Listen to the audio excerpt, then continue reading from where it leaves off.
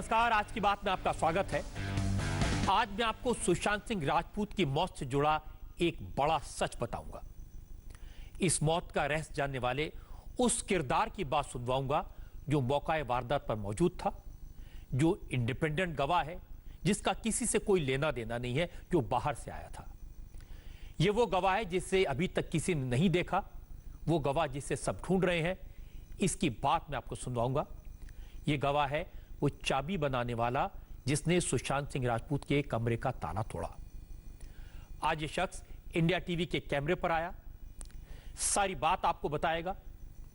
जिस समय सुशांत सिंह राजपूत के कमरे का कंप्यूटराइज लॉक तोड़ा गया, उस समय घर में 4 लोग मौजूद थे। इस व्यक्ति ने उन सबको देखा, उनसे बात की। इनमें से 2 हेल्पर नीरज और सैमुअल ऐसे हैं जिनसे आज सीबीआई ने भी पूछताछ की। ये भी इंडिया टीवी के कैमरे पर आए और मैं आपको बताऊंगा कि इन दोनों ने आज सीबीआई को क्या क्या बताया। ये दोनों सुशांत के घर में रहते थे, सुशांत के साथी थे। जब ताला टूटा वहां मौजूद थे। इनकी बात आप सुनेंगे तो चौंक जाएंगे। और तीसरी बड़ी बात, मैं आपको यह बताऊंगा कि मुंबई पुलिस ने अपनी जांच के बारे में सीबीआई को आज क्या क्या बताया, क्या क्या जानकारी शेयर की। इसकी एक्सक्लूसिव इंफॉर्मेशन मेरे पास में है। लेकिन सबसे पहले सुनिए उस शख्स की बात जिसको सब ढूंढ रहे हैं। सब पूछ रहे हैं कि वो चाबी बनाने वाला कहां है, वो दरवाजा खोलने वाला कहां है, उसने क्या देखा, क्या पाया। हमारे संवाददाता सचिन चौधरी ने इस चाबी वाले को खोज निकाला। इसका नाम है रफीक। रफीक ने डिटेल में बताया कि 14 जून को उसे सुशांत के घर किसने बुलाया था, वो कितनी देर घर में वहां रहा, उसने क्या देखा। रफीक ने बताया कि उसके पास 1 बजे के आसपास फोन आया। उससे कहा गया एक लॉक खोलना है, अंदर कोई सो रहा है और वो शख्स फोन नहीं उठा रहा। रफीक नहीं जानता था वो सुशांत सिंह राजपूत के एक फिल्म स्टार के घर में जा रहा है। मेरे नाम नहीं लेना। वो 15-20 मिनट में वहां पहुंच गया और करीब 20 मिनट तक घर में मौजूद था। पहले चाबी बनाने की कोशिश की, फिर जब उसने कहा कि कंप्यूटराइज लॉक है, इसकी चाबी बनाने में वक्त लग सकता है, तब घर में मौजूद लोगों ने उससे ताला तोड़ने को कहा। और रफीक की इस गवाही इस पूरे केस में सबसे अहम हो सकती है। और पहली बार आप कैमरे पर इस शख्स की बात सुनेंगे। उसका कॉल आया था, मतलब नाम तो नहीं जानता उनका। हाँ। तो कॉल करके मुझे बुलाया कि खाली लॉक खुलना है। हाँ। आप आ जाओ। हाँ। मैं घर पे था, संडे का दिन था, घर पे था, लॉकडाउन का टाइम था। हाँ। तो बोले कि अंदर कोई है जो सो रहे हैं, काफ़ी देर से फ़ोन भी नहीं उठा रहे, फ़ोन करने पे। हाँ। और दरवाज़ा नॉक करने पे दरवाज़ा भी नहीं खोल रहे। आप थोड़ा जल्दी से जल्दी आ जाओ। कितने बजे आपको कॉल आया? 1 बजे के करीब आया हूँ। अच्छा। हाँ। और फिर आप गए तो कितना देर लगे आपको चाबी वगैरह बनाने में? तो कम से कम मेरे को 15 से 20 मिनट लगा होगा। वहाँ पे उनके घर पे मैं 15 से 20 मिनट था, ज़्यादा नहीं। 15 से 20 मिनट था, उससे ज़्यादा नहीं। कितने लोग थे जब आप गए वहाँ पर? 3 से 4 जन थे। 3 से 4? 3 या 4? हाँ, 3 या 4 जन में तो ध्यान नहीं दिया, लेकिन 3 से 4 जन थे। तो आपने जो कमरे का लॉक खोला चाबी बनाकर, उसके बाद अंदर आप गए, आपने कुछ देखा? नहीं, जैसे ही लॉक ओपन कर रहा था मैं। हाँ। लॉक मतलब उसका की तो नहीं बन पा रहा था, तो थोड़ा कंप्यूटराइज की वाला लॉक था वो। हाँ। तो मैंने कहा कि इसको मतलब बना रहा था, मैं ट्राई कर रहा था। तो वो बोले कि नहीं, कितना टाइम लगेगा। मैं बोला इसका हाफ एन आवर से 1 आवर 1 घंटा लगेगा, कम से कम 1 घंटा लगता है। हाँ। तो उन्होंने कहा कि नहीं, जल्दी से उसको ओपन करो। हाँ। जो अंदर जो है वो सो रहे हैं, फ़ोन भी नहीं उठा रहे और नॉक करने पर खोल भी नहीं रहे। हाँ। तो थोड़ा जल्दी से जल्दी इसको लॉक को खोलो। तो मैंने कहा कि लॉक तोड़ना पड़ेगा फिर। हाँ। तो वो बोले कि हाँ, लॉक तोड़ दो। हाँ। तो मैं लॉक जब तोड़ने लगा, उसको हथौड़ी और स्क्रूड्राइवर से मार रहा था। हाँ। तो बीच बीच में आवाज़ आ रही थी ना, तो बीच बीच में कान लगा के दरवाजे में सुन रहे थे। और उन्होंने मुझे बोला था कि आप अगर अंदर से दरवाज़ा खोलते हैं, हाँ। ये अंदर से आवाज़ आती है कि क्या हो रहा है, तो तुम काम छोड़ देना। हाँ। मतलब काम मत करना, आपका काम स्टॉप कर देना। हाँ। जब मैं लॉक तोड़ रहा था तो वो बार बार दरवाजे में कान लगा के सुन रहे थे। हाँ। ऐसा उन लोगों ने 2 से 3 से 4 बार किया उन्होंने। हाँ। कि जब लॉक तोड़ रहा था, आवाज़ आ रही थी, तो दरवाजे में बार बार कान लगा के सुन रहे थे वो लोग। रफीक की बात से पता चलता है कि जो लोग ताला तोड़ने को कह रहे थे, शायद उन्हें मालूम नहीं था कि अंदर जो व्यक्ति है वो सो रहा है या जाग रहा है। रफीक ने उस समय यह भी देखा कि वहां पर 4 लोग मौजूद थे और वो नहीं जानता था कि जिस कमरे का ताला तोड़ने के लिए उसे कहा गया है वहां पर सुशांत सिंह राजपूत रह रहे हैं। वहां मौजूद लोगों ने उसे घर से बाहर जाने को कहा। जैसे ही ताला टूटा उसके बाद वो चला गया। जैसे ही मतलब लॉक तोड़ दिया मैंने, लॉक तोड़ने के बाद ऊपर हैंडल था, हैंडल से जैसे हैंडल नीचे करा, जैसे दरवाजा खोला तो बस जैसे दरवाजा खुल गया तो उन्होंने कहा कि बस आपका टूल्स लो और आप चले जाओ, आप बस आपका सामान उठा के आप चले जाओ, बस इतना ही किया। और कुछ नहीं। अच्छा, तो आप बिल्कुल भी अंदर नहीं गए, आपने कुछ भी नहीं देखा अंदर? कुछ भी नहीं देखा, कुछ भी नहीं बोले तो कुछ भी नहीं देखा। मेरा काम खाली उन्होंने मुझे कॉल किया तो मैं वहाँ गया, मैंने लॉक तोड़ा, दरवाजे जैसी खुला, उन्होंने कुछ मुझे देखने नहीं दिया, बिल्कुल भी एक सेकंड भी मतलब कुछ भी नहीं देखने दिया। जैसे दरवाजा खुला उन्होंने कहा कि आपका टूल्स लो और आप जाओ।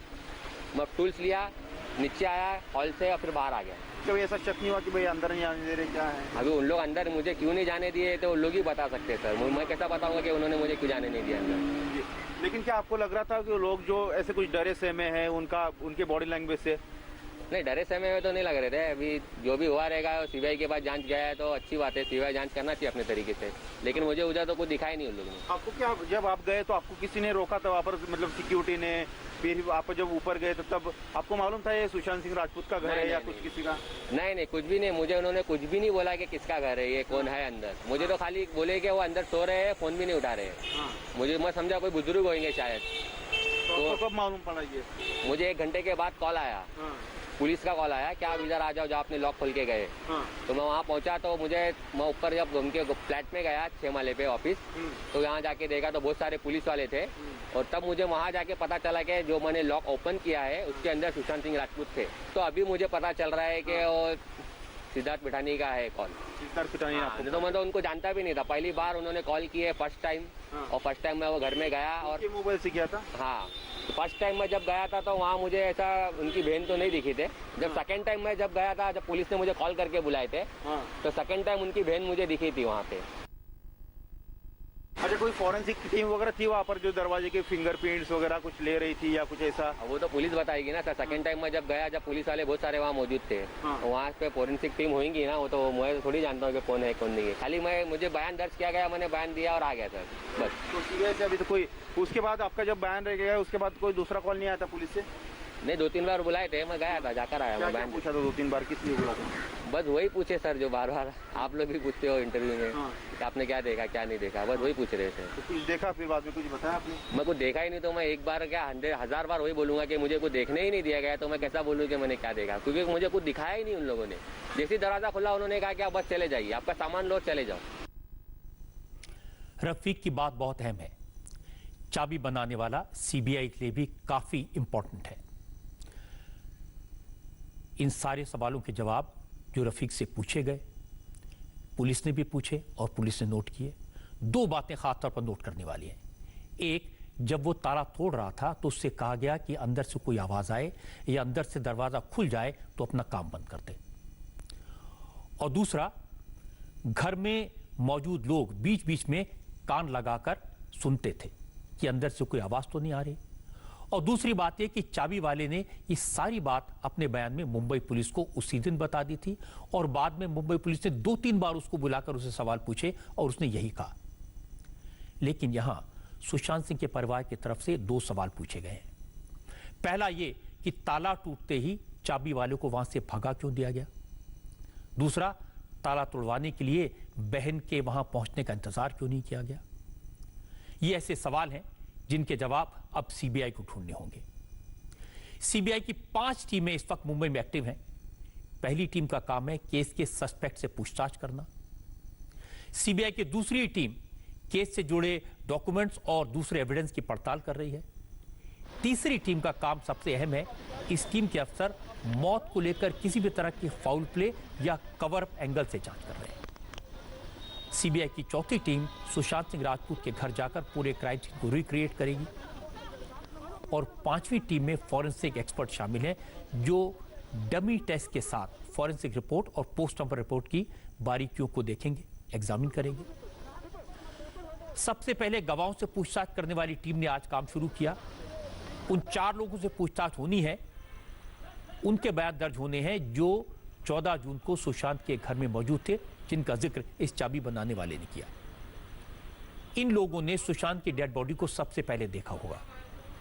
ये 4 लोग हैं, नीरज कुमार, दीपेश सावंत, केशव और सिद्धार्थ पिठानी। सिद्धार्थ पिठानी सुशांत का क्रिएटिव मैनेजर था। ये वो शख्स है जिसने चाबी वाले को फोन किया था। बाकी तीनों डोमेस्टिक हेल्प थे। आज सीबीआई ने सबसे पहले नीरज को बुलाया और उससे पूछा कि सुशांत की आखिरी बार उससे क्या बात हुई थी, सुशांत ने क्या खाया पिया था, जब सुशांत काफी देर तक कमरे से बाहर नहीं आए तो उन्होंने क्या किया, जब सुशांत ने दरवाजा नहीं खोला तो किसने उसके परिवार को फोन किया, किसने चाबी वाले को बुलाया, किसने पुलिस को फोन किया, दरवाजा खुला तो क्या दिखाई दिया। तमाम सवाल हैं जो सब लोगों के मन में हैं। ये सारे सवाल सीबीआई ने आज घर की हेल्प नीरज से पूछे और यही सवाल हमारी संवाददाता नम्रता ने नीरज से पूछे। तो जब आप नीरज के जवाब सुनेंगे तो आपको पता चल जाएगा कि सीबीआई को नीरज ने क्या क्या बताया। तो पहला सवाल था 14 जून को क्या हुआ, सुशांत सुबह कब उठे, क्या किया, क्या खाया पिया, जब कमरे से बहुत देर तक नहीं निकले तो घर में जो लोग मौजूद थे उन्होंने क्या किया। इस बारे में नीरज ने क्या बताया, ये सुनिए। सुबह जल्दी उठ गए थे सर, 6 बजे उठ गए थे, तो अपना टेरेस पे वॉक कर रहे थे। ठीक था, हैप्पी माइंड था, बिल्कुल ठीक थे। तो बाहर आए तो मेरे को बोला नीरज मेरे को ठंडे पानी दो। मैंने कहा ओके सर अभी लेके आता हूँ। तो मैं भाग के गया तो मैंने ठंडा पानी लेके आया, तो उन्हें मैंने ठंडा पानी दो। तो पीने के बाद सर को गिलास दे दिया, सर ने मेरे को गिलास दे दिया। तो सर ने बोला सब ठीक चल रहा सफाई। मैंने कहा हाँ सर बिल्कुल। तो स्माइल दिया फेस में, ठीक मूड था। हमारे माइंड में कुछ था ही नहीं कि ऐसा कुछ जो भी ठीक था। तो सर चले गए। तो उसके बाद मैं नीचे, वो मेरा लास्ट टाइम था जो सर से लास्ट टाइम था, लास्ट दिन था जो मैं मिला था सर से। हम 4 जने थे, केशव था, मैं था और सिद्धार्थ था और दीपेश था और सर थे और कोई नहीं था। हम ही 5 लोग थे घर पे सर को मिला के। जो खाना बनाने वाले हैं तो उन्होंने पूछा सर के लिए कि सर कुछ नाश्ता वास्ते के लिए क्या बनाओ। तो उन्होंने नाश्ता वास्ता कुछ नीचे, मुझे थोड़ा बहुत नारियल पानी दे देना और वो जूस दे दो अनार का, जो भी जैसा रहेगा। तो उन्हें तो लाके उन्हें दिया, तो वो लेके चले गए। मैंने नहीं, जो खाना बनाने वाला शेफ है उन्होंने खटखटाया था। ऐसे ही होगा, मतलब अपना 10:30 बजे 11 बजे के आसपास वो गए, दरवाज़ा खटखटाया उन्होंने, तो रिप्लाई नहीं आया। तो उन्होंने, जैसे हम सर तो अकेले रहते हैं, अगर मैम होती तो हम खटखटाते हैं, खोलते नहीं। सर रहते तो हम ऐसे खोलते हैं, मुक करते हैं, ऐसे खोलते हैं। जैसे सर की आवाज़ है तो हम खोल लेते हैं। तो उन्होंने खोला तो लॉक लगा हुआ था। तो उन्होंने सोचा तो ये सो रहे होंगे। फिर हम आधे घंटे बाद फिर मैं ऊपर राउंड लग रहा था। मैंने कहा एक बार मैं ट्राई कर लेता हूँ। तो फिर मैंने मूव किया, जैसे जिस हिसाब से सो रहे हैं, तो मैंने भी मूव किया। तो खोला, देखो तो लॉक लगा हुआ है। तो हमें लगा आराम कर रहे होंगे, अगर ज़्यादा वो करेंगे तो फिर अच्छा नहीं लगेगा डिस्टर्ब करना। फिर हम नीचे आए तो सिद्धार्थ और दीपेश भी नीचे बैठे हुए थे, तो वो भी ऊपर आए। फिर 15-20 मिनट बाद फिर जो सिद्धार्थ ने उनको कॉल किया, सर को फोन किया, हाँ कि उठाएं, मतलब उठाएं, बात करें, क्या बात है, अभी तक खोल नहीं रहे। और हम इस हिसाब से खटखटा भी नहीं रहे थे कि परेशान हो, हमें लगा सो ही रहे होंगे, अभी डिस्टर्ब करना सही नहीं है। तो 2 बार कॉल किया, उन्होंने नहीं उठाया।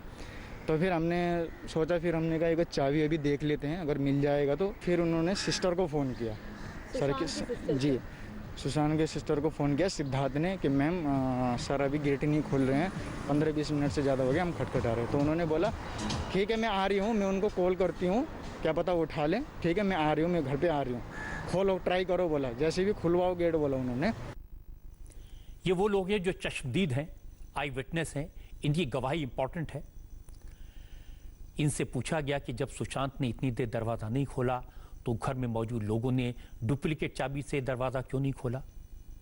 नीरज ने सीबीआई को बताया कि उन लोगों ने दूसरी चाबी खोजी, करीब 20 मिनट तक चाबी नहीं मिली।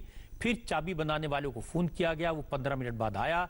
चाबी बनाने वाले ने कहा कि अगर ताला खोलूंगा तो वक्त लगेगा, लेकिन ताला अगर तोड़ूंगा तो सिर्फ 5 मिनट लगेंगे। तो सब लोगों ने तय किया कि ताला तोड़वा दिया जाए, और जैसे ही ताला तोड़ा, दरवाजा खुला तो सामने का मंजर देखकर लोगों के होश उड़ गए। नीरज ने बताया कि सुशांत सिंह की बॉडी पंखे से लटकी थी और सुशांत का शरीर ठंडा पड़ चुका था। ऐसा लग रहा था कि सुशांत की मौत कम से कम 1 घंटे पहले हुई थी। 15 मिनट तक और वेट करा। फिर हमने सोचा चाबी वाले को बुलाना पड़ेगा, क्या मतलब इतना देर हो गया, आधे घंटे से ऊपर हो गया। फिर हमने 10-15 मिनट में चाबी वाला आया। तो चाबी वाला से उसने बोला अगर लॉक तोड़वाओगे तो 5 मिनट लगेंगे, अगर चाबी बनवाओगे तो 1 घंटा। तो उन्होंने बोला तोड़ दो, उन लोगों ने बोला जैसे रहेगा तोड़ दो। उसने 5 मिनट में लॉक तोड़ दिया। तो हमने उसको भेज दिया, गेट मत खोल जा। फिर सबसे पहले सिद्धार्थ था, उसके पीछे दीपेश था और उनके पीछे मैं था। जो शेफ था वो नीचे था, वो उनको ड्रॉप करने के लिए जगह था, गेट बंद करने, हाँ चाबी वाले का।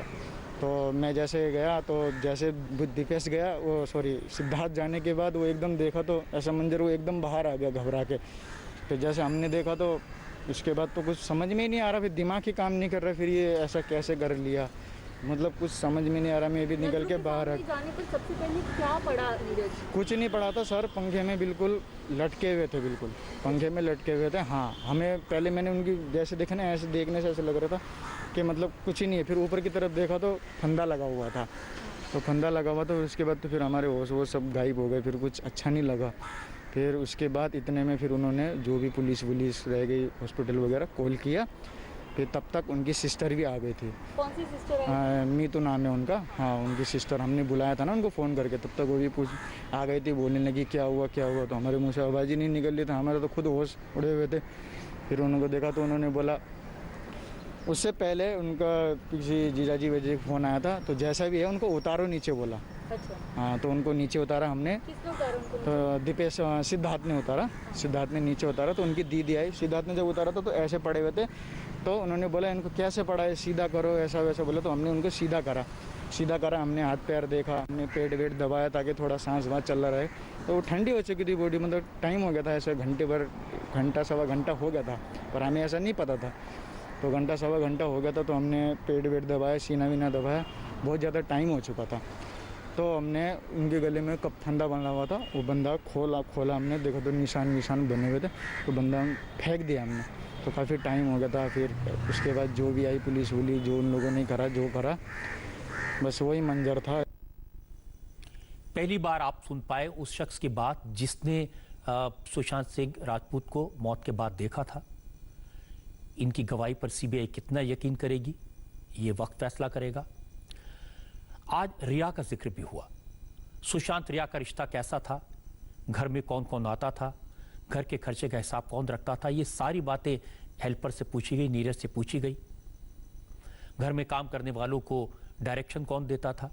नीरज ने सीबीआई को बताया कि रिया के आने के बाद घर के नौकरों को जरूरी आदेश रिया देती थी, घर के सारे खर्चे का हिसाब रिया रखती थी।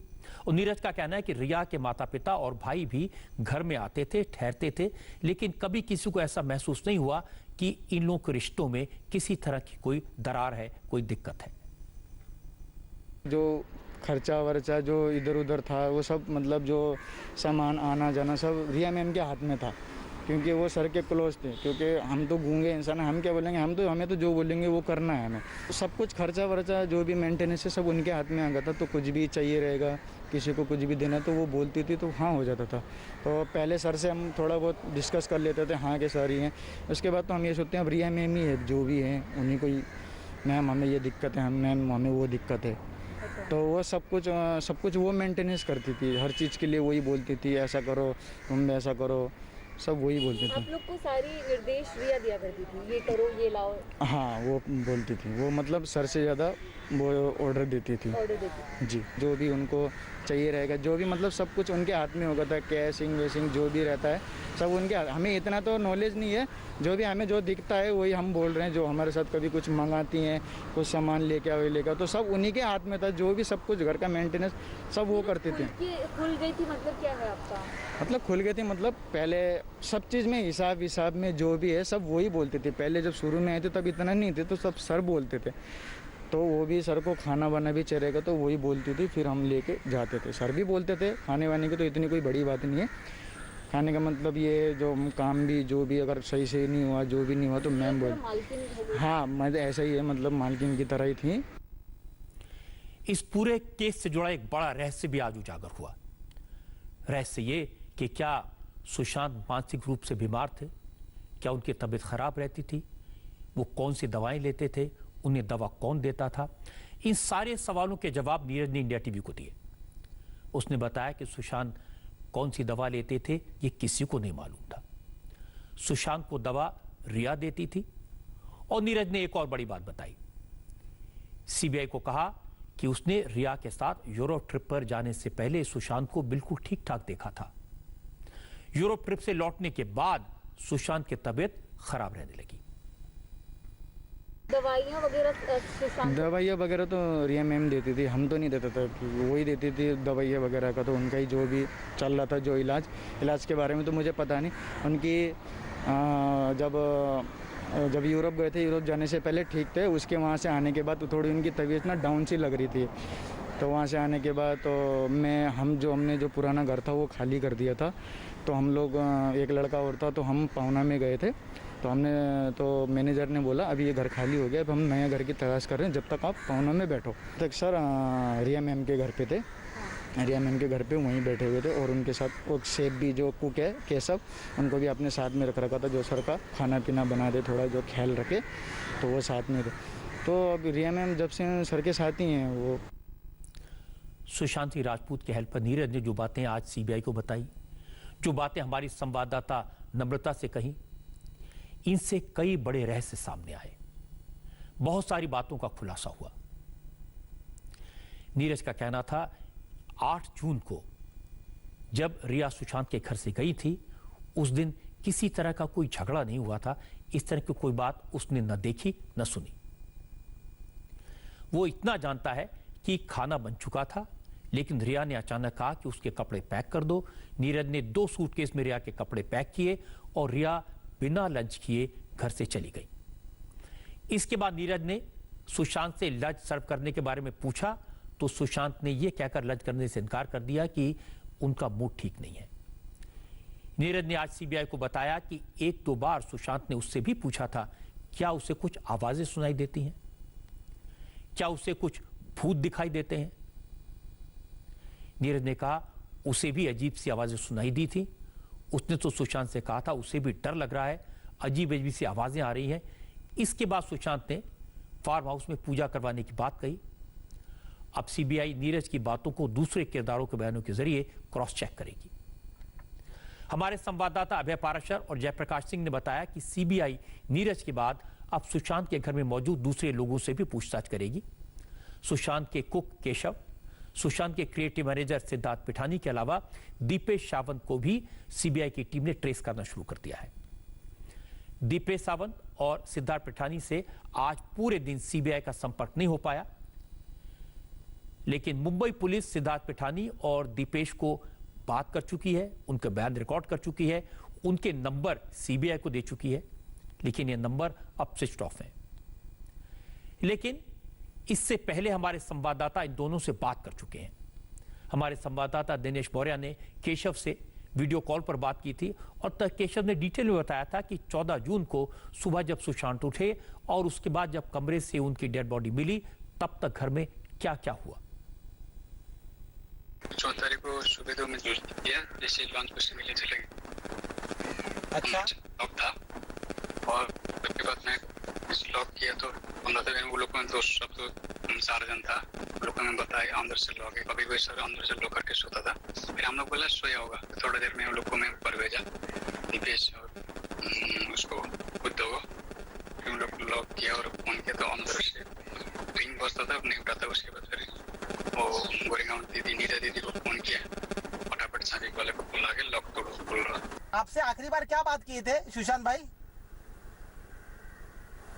सुबह तो बस ये जैसे सुनता है कुछ उठा 6:30-7 बजे, उसके बाद आपने जब मुझे देश सब करी थी और ऊपर 8-8:30 बजे जूस दे के गया था, अनार का जूस और नारियल पानी और केला तो वापस किया था और नारियल पानी और अनार का जूस भी लिया था। सिद्धार्थ पिठानी एक और शख्सियत है जो इसमें बहुत अहम किरदार है, सबसे इंपॉर्टेंट है। उनसे फिलहाल सीबीआई का संपर्क नहीं हो पाया, लेकिन सीबीआई ने आज सैमुअल मिरांडा से लंबी पूछताछ की। सैमुअल वो शख्स है जो सुशांत के घर, उनके फार्म हाउस के काम देखते हैं, खर्चे का इंचार्ज था, हाउस मैनेजर का काम करता था। नौकरों की सैलरी, घर के बिजली पानी के बिल, राशन का खर्चा, ये सारे काम सैमुअल मिरांडा देखता था। सैमुअल के बारे में कहा जाता है रिया का करीबी था और लगातार उसकी रिया से बात होती थी, लेकिन 6 जून के बाद उसने अचानक किसी से कोई संपर्क नहीं किया। सैमुअल रिया से पहले रोज फोन पर बात करता था, लेकिन 6 जून के बाद अचानक उसने रिया को कॉल करना बंद कर दिया और 1 महीने तक दोनों के बीच में कोई बात नहीं हुई। ये भी बहुत सारे सवाल पैदा करता है। अब सीबीआई जानना चाहती है कि आखिर ऐसा क्या हुआ जिसके कारण सैमुअल मिरांडा ने रिया से, दूसरे लोगों से अपना कांटेक्ट खत्म कर दिया। सच पूछिए तो सही माने में जो मतलब अभी तक इन्वेस्टिगेशन जो हुआ ही नहीं था, या पटना का जो एक लेम डक इन्वेस्टिगेशन था, सही माने में अब पूरी अच्छी तरह से इन्वेस्टिगेशन अभी स्टार्ट ही हुआ है। तो इसलिए पूरी उम्मीद करते हैं कि सीबीआई जल्दी तह तक पहुंचेगा और कुछ ना कुछ खुलासा होगा बहुत जल्दी। अब तो नहीं हो सकता। और अब आपको बताता हूं कि सीबीआई ने मुंबई पुलिस से कौन कौन से दस्तावेज लिए, क्या क्या सबूत लिए, अब तक मुंबई पुलिस की जांच में क्या क्या डिटेल सामने आई, और अपनी जांच के बारे में मुंबई पुलिस ने सीबीआई को क्या क्या बताया। आज सुबह सबसे पहले सीबीआई की एक टीम डीसीपी अभिषेक त्रिमुखे से मिली। मुंबई पुलिस के सीनियर अफसर हैं। सुशांत की मौत के केस की जांच डीसीपी अभिषेक त्रिमुखे की देखरेख में हो रही थी। सीबीआई की टीम ने डीसीपी से वो सारे कागजात लिए, केस के बारे में चर्चा की, और इसके बाद टीम सीधे बांद्रा पुलिस स्टेशन पहुंची और मुंबई पुलिस की उस टीम से मिली जो 14 जून के बाद से अब तक इस केस की जांच कर रही थी। मुंबई पुलिस की टीम से सीबीआई की टीम ने सुशांत की डायरियां, सुशांत के 3 मोबाइल फोन, सुशांत का लैपटॉप, सुशांत के कमरे से मिला जूस का ग्लास, 14 जून को जो कपड़े सुशांत ने पहने थे वो कपड़े, और जिस कुर्ते के कपड़े से सुशांत की बॉडी लटकी मिली थी वो कपड़ा, ये सारी चीजें सीबीआई की टीम ने आज अपने कब्जे में ले ली। इसके अलावा मुंबई पुलिस ने सीबीआई को सुशांत की मौत के मामले की केस डायरी, पंचनामा, पोस्टमार्टम रिपोर्ट और विसरा रिपोर्ट के अलावा जिन लोगों के बयान रिकॉर्ड किए उन सारे बयानों की रिकॉर्डिंग भी सीबीआई को सौंप दी। इसके अलावा सुशांत के घर की 13 और 14 जून की सीसीटीवी फुटेज, कमरे की तस्वीरें और वीडियोग्राफी भी सीबीआई ने अपने कब्जे में ले ली। इसके बाद आज सीबीआई की एक टीम सुशांत के घर पर भी पहुंची। इस टीम ने फॉरेंसिक एक्सपर्ट है। आज हमारे संवाददाता अभय पाराशर ने बताया कि बहुत जल्द क्राइम सीन को रिक्रिएट किया जाएगा, इसकी तैयारियां पूरी हो चुकी हैं। मुंबई पुलिस ने आज सीबीआई को अपनी जांच की जो डिटेल्स बताई उसकी कुछ एक्सक्लूसिव जानकारी मेरे पास में है। मुंबई पुलिस ने बताया कि 14 जून को जिस वक्त पुलिस की टीम सुशांत के घर पहुंची उस वक्त सबसे पहले उन्होंने क्या देखा, घर में कौन कौन था, सुशांत के कमरे की हालत क्या थी। मुंबई पुलिस ने बताया कि सुशांत के घर में हादसे की जानकारी सुशांत की जीजा ओपी सिंह से पुलिस को मिली थी। उनका फोन सीनियर अफसर के पास आया था।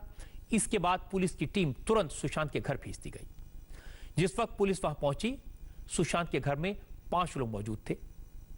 सुशांत की बॉडी को पंखे से उतारा जा चुका था। पुलिस ने पंचनामे में जो डिटेल लिखी है उसका एक एक जिक्र सीबीआई को आज बताया गया कि सुशांत के बेड से पंखे की हाइट 5 फीट 11 इंच थी, जबकि सुशांत की लंबाई 5 फीट 10 इंच। पुलिस और फॉरेंसिक टीम ने पंखे से लेकर उस जगह की हाइट भी मेजर की जहां सुशांत की बॉडी इंक्लाइन पोजीशन में यानी झुकी हुई मिली थी। यह जगह 8 फीट 1 इंच बताई गई। पुलिस का कहना है कि सुशांत ने खुद को पंखे से लटकाया और फिर बेड के दूसरी तरफ कूद गए। स्पॉट पर एक बाथरोब यानी कपड़े की टूटी हुई बेल्ट भी मिली, जिससे यह भी शक पैदा हुआ कि सुशांत ने पहले उस बेल्ट से लटकने की कोशिश की थी, लेकिन ये बेल्ट टूट गई। पुलिस की तरफ से सीबीआई को जो पोस्टमार्टम रिपोर्ट सौंपी गई है उसमें लिखा है कि सुशांत की बॉडी पर कोई फिजिकल मार्क्स नहीं थे। मौका वारदात पर किसी तरह के संघर्ष के, लड़ाई झगड़े के निशान नहीं थे। पोस्टमार्टम रिपोर्ट के मुताबिक सुशांत के नाखून साफ थे, जिससे पता चलता है कि यह सुसाइड है, लेकिन गले पर निशान थे। रिपोर्ट कहती है कि सुशांत के गले पर 33 सेंटीमीटर का निशान था। ठुड्डी यानी चिन से 8 सेंटीमीटर नीचे रस्सी का निशान था। सुशांत के गले के बाईं तरफ 3.5 सेंटीमीटर और गले पर दाहिनी तरफ 1 सेंटीमीटर का निशान था। यह रिपोर्ट हमारे पास में है। इसमें कहा गया कि सुशांत के पेट में खाना नहीं था। विस्तरा को सुरक्षित रखकर उसे केमिकल एनालिसिस और टॉक्सिकोलॉजी की रिपोर्ट के लिए भेजा गया था। मौत की वजह ड्यू टू हैंगिंग यानी लटकने से, दम घुटने से यह मौत हुई थी। बाद में विस्तरा रिपोर्ट में कहा गया कि सुशांत के शरीर में कोई केमिकल या फिर किसी तरह का कोई पॉइजन, कोई जहर बरामद नहीं हुआ। जब ये सुशांत उठे हैं तो किसी बहन से उनकी बात नहीं हुई है, और जो भी अगर उठने का बात जो भी उनका है और जूस पीने की जो बात है, सिर्फ सर्वेंट्स बोल रहे हैं। और जूस ही नहीं पिया था, अनार का जूस कहते हैं पिया था, और ये साथ साथ वो भी लिया था, क्या कहते हैं इसका, नारियल पानी। और उसके 1 घंटे के अंदर ही, और मैक्सिमम 2 घंटे के अंदर उन्होंने सुसाइड किया। तो डेफिनेटली ये डाइजेस्ट तो हो नहीं सकता था, और जब एक बार आदमी की मौत हो जाती है तो डाइजेस्टिव सिस्टम तो बंद हो जाता है। तो इसलिए अगर वो जूस था वहां पे तो उसका कहीं जिक्र आना चाहिए था उसके अंदर सुसाइड पोस्टमार्टम रिपोर्ट में। दूसरी बात, टाइम ऑफ डेथ नहीं है। टाइम ऑफ डेथ बड़ा क्रूशियल है, क्योंकि अगर मान लीजिए उनको मार के लटकाया गया तो टाइम ऑफ डेथ पहले का होगा, और अगर लटक के मरे हैं तो टाइम ऑफ डेथ बहुत लेटर होगा। तो कई ऐसे पोस्टमार्टम रिपोर्ट में जो इम्पोर्टेंट चीज जो मिसिंग है, जो कि बहुत ही रूटीन है, हर पोस्टमार्टम रिपोर्ट में आप देखिएगा, हम लोग तो रेगुलरली देखते हैं पोस्टमार्टम रिपोर्ट क्रिमिनल मैटर्स में सुप्रीम कोर्ट में। ये सब बहुत अहम बातें हैं, जो कि एक छोटा सा मुफस्सिल टाउन में भी जो पोस्टमार्टम रिपोर्ट होता है ना, वहां पे भी सारी बातें लिखी हुई आती हैं। तो यहाँ इतने बड़े हाई प्रोफाइल केस में और इतने बड़े हॉस्पिटल में जो कि रेगुलरली पोस्टमार्टम करता आया है, परवीन बाबी से लेकर के जिया खान से लेकर के सुशांत सिंह राजपूत, सबका पोस्टमार्टम यहीं पे हुआ है। इस हॉस्पिटल को तो सुपर स्पेशलाइज्ड हॉस्पिटल मानना चाहिए पोस्टमार्टम के काम के लिए, क्योंकि इस सारे एरिया में जितना फिल्म इंडस्ट्री का जो एरिया है ना, सारे एरिया में यही हॉस्पिटल नॉमिनेटेड है फॉर पोस्टमार्टम। किसी दूसरे हॉस्पिटल में आप पोस्टमार्टम नहीं करा सकते, पुलिस ने इसको ही नॉमिनेट कर रखा है। तो कहीं ना कहीं पुलिस का इसमें बहुत ही बड़ा इसमें रोल आएगा। विकास सिंह ने मुंबई पुलिस पर बहुत सारे सवाल उठाए हैं, पोस्टमार्टम पर सवाल उठाए, विस्तार रिपोर्ट पर सवाल उठाए, मुंबई पुलिस ने जिस तरह से केस को इन्वेस्टिगेट किया उस पर सवाल उठाए। इन सारे सवालों के जवाब अब सीबीआई को ढूंढने हैं, क्योंकि मुंबई पुलिस ने तो सारे डॉक्यूमेंट सीबीआई को सौंप दिए, सारी जानकारी हैंडओवर कर दी। और कुछ एक्सक्लूसिव जानकारी मुझे मिली है। मुंबई पुलिस ने सीबीआई को बताया कि 14 जून से लेकर 19 अगस्त तक 66 दिन के दौरान मुंबई पुलिस ने सुशांत की मौत की जांच 6 एंगल को ध्यान में रखकर की। मुंबई पुलिस ने बताया कि 14 जून के बाद 28 जुलाई तक सीबीआई ने, माफ कीजिएगा, जुलाई तक मुंबई पुलिस ने 56 लोगों के बयान दर्ज किए। इन बयानों की रिकॉर्डिंग 300 घंटे की है, और ये सारी की सारी डिटेल्स आज मुंबई पुलिस ने सीबीआई को सौंप दी। पहली बार ये सारी बातें सामने आ रही हैं। अब तक तो मुंबई पुलिस ने क्या किया किसी को पता ही नहीं चलता था। पता चला कि जिस तरह के बयान सामने आए, जो दावे किए गए, उन सब को ध्यान में रखकर पुलिस ने जांच की। मुंबई पुलिस ने सीबीआई को बताया कि सबसे ज्यादा बात उस समय नेपोटिज्म की हो रही थी, मुंबई फिल्म इंडस्ट्री के माफिया की हो रही थी। इसलिए मुंबई पुलिस ने उन सारे लोगों को बुलाया जिनके नाम चर्चा में थे। फिल्म इंडस्ट्री के बड़े बड़े लोगों को बुलाकर पूछताछ की, ये तो सब जानते हैं। लेकिन इस बीच सुशांत के परिवार वालों की तरफ से जब पटना में एफआईआर दर्ज करा दी गई तो मुंबई पुलिस का रुख बदल गया। इस एफआईआर में रिया चक्रवर्ती पर इल्जाम लगाए गए थे, गंभीर इल्जाम है। इसलिए पुलिस ने नेपोटिज्म के एंगल को छोड़ दिया। यानी काफी वक्त तक मुंबई पुलिस एक अलग रास्ते पर चलती रही। अब एफआईआर में कहा गया था कि सुशांत नेगेटिव पब्लिसिटी से परेशान थे, ये पुलिस को बताया गया था, इसलिए उन्होंने इतना बड़ा कदम उठाया। मुंबई पुलिस ने सीबीआई को बताया कि इस बात को ध्यान में रखकर बड़े बड़े फिल्म क्रिटिक जिन्होंने सुशांत के बारे में नेगेटिव रिपोर्ट लिखी थी उनसे भी पूछताछ की, लेकिन किसी की तरफ से कोई गड़बड़ी का अंदेशा नहीं हुआ और कोई फाउल प्ले उन्हें नहीं मिला। फिर सुशांत की मौत को दिशा सालियान की मौत से जोड़ा गया, तो मुंबई पुलिस का कहना है कि उन्होंने इसकी भी जांच की और उनको यह लगा कि जब दिशा सालियान की मौत हुई थी उसके बाद सुशांत ने अपने वकील को मैसेज करके पूछा था दिशा सालियान है कौन। तो मुंबई पुलिस ने अंदाजा लगाया कि वो दिशा को नहीं जानते थे। दावा किया गया कि सुशांत फाइनेंशियल क्राइसिस में थे। अब मुंबई पुलिस का कहना है कि उन्होंने इस एंगल से भी जांच की थी, सुशांत के बैंक अकाउंट की जांच की थी, उनके चार्टर्ड अकाउंटेंट से पूछताछ की थी और मुंबई पुलिस को यह पता चला कि सुशांत के बैंक अकाउंट से 4.5 करोड़ रुपए थे। लॉकडाउन खत्म होने के बाद रूमी जाफरी के साथ वो एक फिल्म शूट करने वाले थे जिसके लिए उन्हें 15 करोड़ मिलने थे। इसका मतलब साफ है, सुशांत के पास न तो पैसे की कमी थी न काम की कमी थी, जिसकी वजह से वो किसी तनाव में हो। अब मुंबई पुलिस ने यह सोचा कि क्या किसी के साथ दुश्मनी थी, प्रोफेशनल राइवलरी थी, इस एंगल से जांच की। सुशांत के परिवार वालों या उनके दोस्तों में से किसी ने इस तरह की कोई शिकायत नहीं की। आखिर में मुंबई पुलिस ने हेल्थ इश्यूज पर फोकस किया, डिप्रेशन के जो दावे किए जा रहे थे उसकी जांच की, 4 डॉक्टर से बात की जो सुशांत का इलाज कर चुके हैं। इन डॉक्टर्स का कहना है कि सुशांत सिंह मानसिक रूप से बीमार थे, उन्हें दवाएं दी गई। नौकरों ने और घर में रहने वालों ने अपने बयानों में इन घटनाओं का जिक्र किया। जब सुशांत ने दावा किया था कि उन्हें कुछ आवाजें सुनाई दे रही हैं, कुछ आकृतियां दिखाई दे रही हैं। मुंबई पुलिस ने रिया चक्रवर्ती से भी बात की और रिया ने उन्हें बताया कि यूरोप ट्रिप के दौरान होटल में एक पेंटिंग को देखने के बाद सुशांत अजीब हरकतें करने लगे थे। वो फोन पर बात करते करते रोने लगते थे। मुंबई पुलिस ने इन सारे बयानों को अपनी रिपोर्ट में दर्ज किया और आज ये सारी की सारी डिटेल्स सीबीआई को दे दी गई। और इस वक्त हमारे संवाददाता अभय पाराशर मुंबई से मेरे साथ में है और अभय ने आज दिन भर सीबीआई की टीम को फॉलो किया है।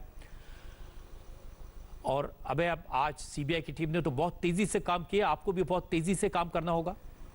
तो अब कल का क्या प्लान है? मैंने सारी डिटेल्स आज क्या क्या हुआ ये तो दर्शकों से शेयर की है, तो कल सीबीआई क्या करने वाली है इसका अंदाजा अगर आप कुछ दे सकें।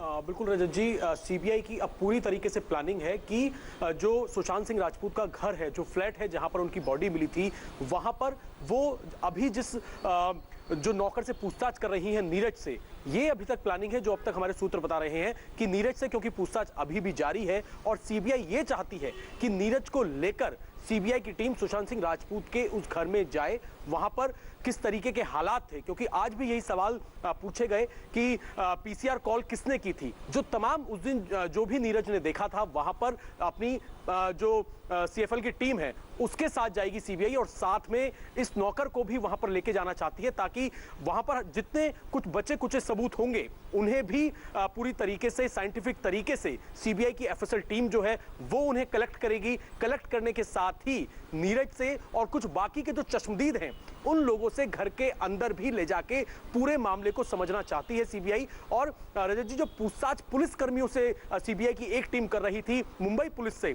कि मुंबई पुलिस इस नतीजे पर कैसे पहुंची कि ये सुसाइड ही था, मुंबई पुलिस ने एग्जैक्टली क्या कुछ देखा था, वो रजत जी एक अपडेट मैं आपको बता दूं कि अभी मैं बांद्रा पुलिस स्टेशन पर ही हूं और यहां से जस्ट अभी थोड़ी देर पहले ही जो सीबीआई की टीम सुबह घंटों से मुंबई पुलिस से पूछताछ कर रही थी, वो पूछताछ अभी के लिए यहां से सीबीआई की टीम निकल गई है। लेकिन कल भी मुंबई के कई पुलिस कर्मियों से, सीनियर अफसरों से सीबीआई की टीम पूछताछ करेगी और जो दस्तावेज बरामद कर लिए हैं उनमें से अगर कुछ सैंपल्स ऐसे लगते हैं कि उन्हें दिल्ली भेजा जाना चाहिए तो उन्हें दिल्ली भी भेजा जाएगा, क्योंकि विसरा सैंपल की जहां तक बात है रजत जी, जो सूत्र बता रहे हैं, हो सकता है कि सीबीआई ये चाहे कि उसे दिल्ली की लेबोरेटरी में उसका एक बार दोबारा से टेस्ट कराया जाए, जिसके लिए सीबीआई पूरी तरीके से तैयारी कर रही है और बहुत जल्द रिक्रिएशन जो है वो सुशांत सिंह राजपूत के घर पर किया जा सकता है। अबे, बहुत बहुत शुक्रिया आपका इस अपडेट के लिए। आपने बिल्कुल ठीक कहा कि जो मुंबई पुलिस है उसने जो जो बातें बताई हैं, अब सीबीआई को उन सारी बातों को क्रॉस चेक करना होगा, सैंपल्स को चाहे दिल्ली लाकर दूसरी लैब में टेस्ट करना होगा, ताकि इस केस पर जो रहस्य है, जो शक है, जो लोगों के मन में सवाल हैं, वो सारे दूर हो जाएं। तो अबे, आपको बहुत काम करना है, अभी बहुत तेजी से काम करना है और उम्मीद करेंगे कि लगातार हम आपसे संपर्क में रहें और आपसे ये खबरें लेते रहें। बहुत बहुत शुक्रिया। बिहार में बाढ़ का पानी अब धीरे धीरे कम हो रहा है, लेकिन जो हालात हैं वो देखकर आंख में आंसू आ जाते हैं। बाढ़ की वजह से बिहार के 16 जिलों में 83 लाख लोग बेघर हो गए हैं। गांव में लोगों के कच्चे घर पानी में डूब गए। अब हजारों लोग गांव के आसपास की सड़कों पर रहने को मजबूर हैं। ऊंचाई पर होने के कारण सड़कों पर तो पानी नहीं है। पवन दारा ने सड़क पर तिरपाल डालकर रह रहे लोगों से बात की। पता चला ऐसे मुश्किल हालात में एक बच्चे का जन्म हुआ है। 3 दिन का बच्चा अब अपनी मां और अपने परिवार के साथ सड़क के किनारे रहने को मजबूर है। जीवन चक्र आपदा में भी चलता रहता है। इस वक्त हम जिस झोपड़ी में मौजूद हैं वहां पर अमित है। अमित वो बच्चा है जिसका 3 दिन पहले जन्म हुआ है, लेकिन जिन हालात में जन्म हुआ है वो कम से कम सुखद नहीं कहे जा सकते। खुले आसमान के नीचे इस झोपड़ी में है। चूंकि अमित को हमारी वजह से कुछ नुकसान या इन्फेक्शन का खतरा भी हो सकता है, इसलिए हम अंदर नहीं जा रहे हैं, सिर्फ तस्वीर दिखा रहे हैं। अमित और अमित की अम्मा है। अमित का जन्म सरकारी अस्पताल में हुआ है, लेकिन जहां अमित है वो स्थिति देख लीजिए। ये सड़क किनारे पूरा परिवार या कहें कि पूरा गांव यहां तंबुओं में रह रहा है, क्योंकि घरों में पानी घुस गया है। एक जीवन की शुरुआत हुई है, लेकिन ये जीवन की शुरुआत चुनौतियों के बीच हुई है। आपको यहाँ के हालात दिखा देते हैं कि यहाँ एक झोपड़ी में पूरा जीवन समाहित होता है। चाय बनी है, झोपड़ी में एक बकरी है, 2 तख्त हैं, कुछ बर्तन हैं, चप्पल है, झाड़ू है और तिरपाल है। यही जिंदगी भर की कमाई इसी झोपड़ी में सिमट गई है।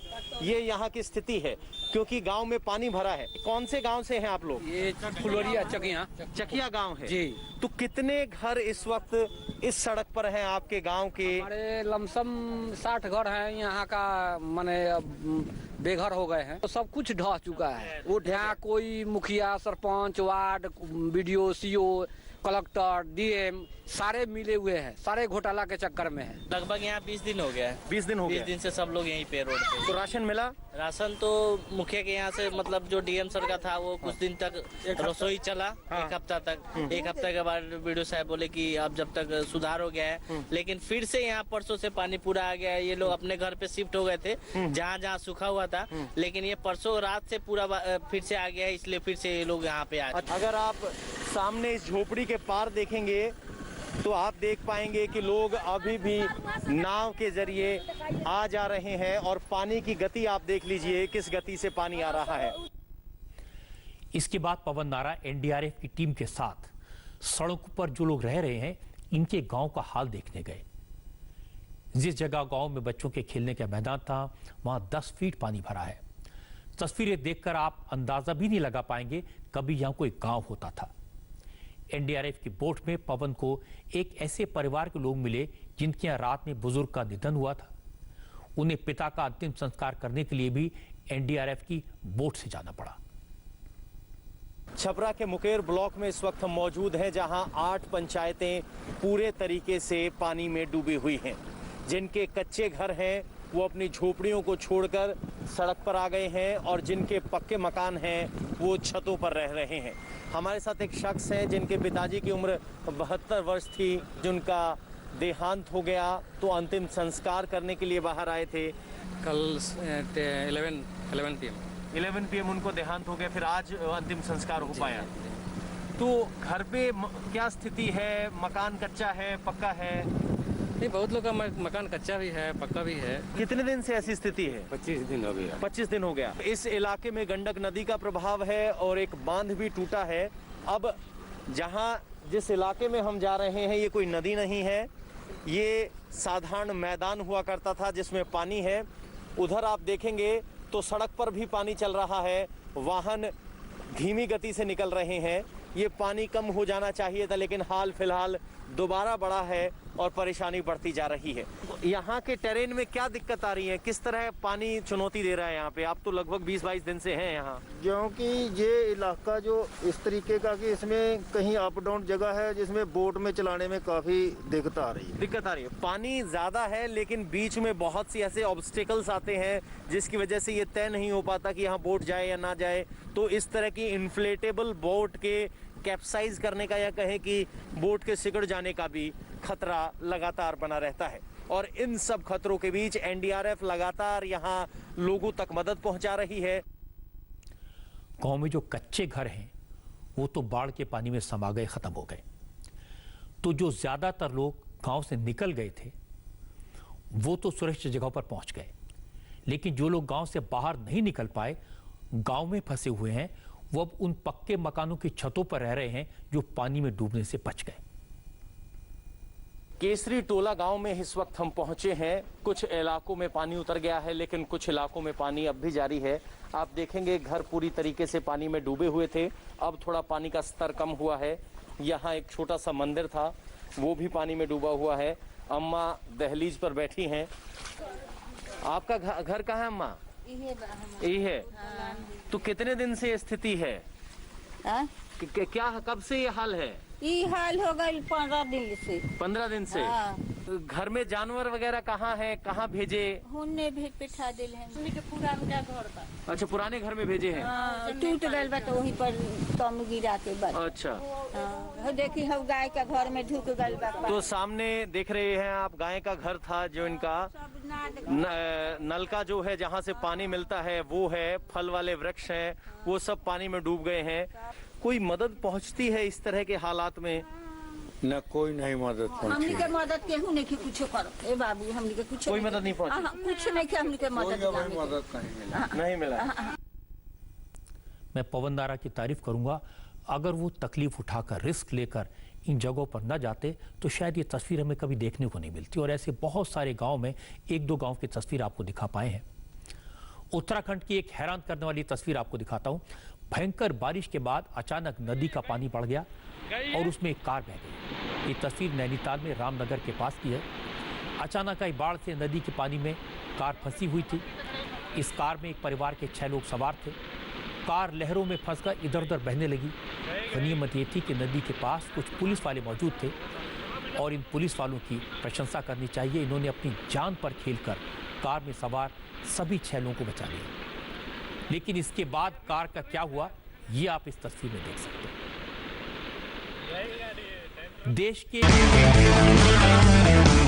देश में कोरोना के मरीजों की संख्या 29 लाख से ज्यादा हो गई है। 24 घंटे के दौरान करीब 69,000 नए मरीज आए। 898 मरने वालों की संख्या रही। तमाम उपायों के बाद भी कोरोना की रफ्तार कम नहीं हो रही। इसकी वजह है लापरवाही और इसके रोज नए नए तरह के एग्जाम्पल सामने आते हैं। लगता है लोगों को न अपनी फिक्र है न दूसरों की। सरकार की तमाम अपीलों के बाद भी, प्रशासन की सख्ती के बाद भी कर्नाटक के कोप्पल में पूजा करने आए लोगों ने सारे नियम कायदे तोड़ दिए। कोप्पल के एक मंदिर में हर साल होने वाला कार्यक्रम इस साल भी होना था। प्रशासन ने कहा कि बड़े पैमाने पर मत करें। इलाके के तहसीलदार ने कोप्पल के डोटेहाल गांव में ये जो मंदिर है, यहाँ सिर्फ 50 लोगों को पूजा में शामिल होने की इजाजत दी। लगता था सब कुछ ठीक ठाक होगा, लेकिन हजारों लोगों की भीड़ पहुंच गई। पुलिस ने मंदिर के गेट बंद कर दिए, लोगों को रोका, लोग भड़क गए। नाराज लोगों ने गेट तोड़ दिया और मंदिर के अंदर रखे रथ को बाहर ले आए। देखते ही देखते मंदिर परिसर में भारी संख्या में लोग जमा हो गए। पुलिस को फोर्स का इस्तेमाल करना पड़ा। पुलिस ने सीसीटीवी फुटेज के आधार पर 50 लोगों को गिरफ्तार किया है और इस गांव के सारे पुरुष अब गायब हैं। हमारे देश के लोग क्या कर रहे हैं ये तो आपने देखा, लेकिन दुनिया भर के लोग कोरोना से बचने के लिए भारत की परंपराओं को अपना रहे हैं। दुनिया भर के लोगों ने एक दूसरे को ग्रीट करने के लिए हाथ मिलाना छोड़कर नमस्ते को अपनाया है।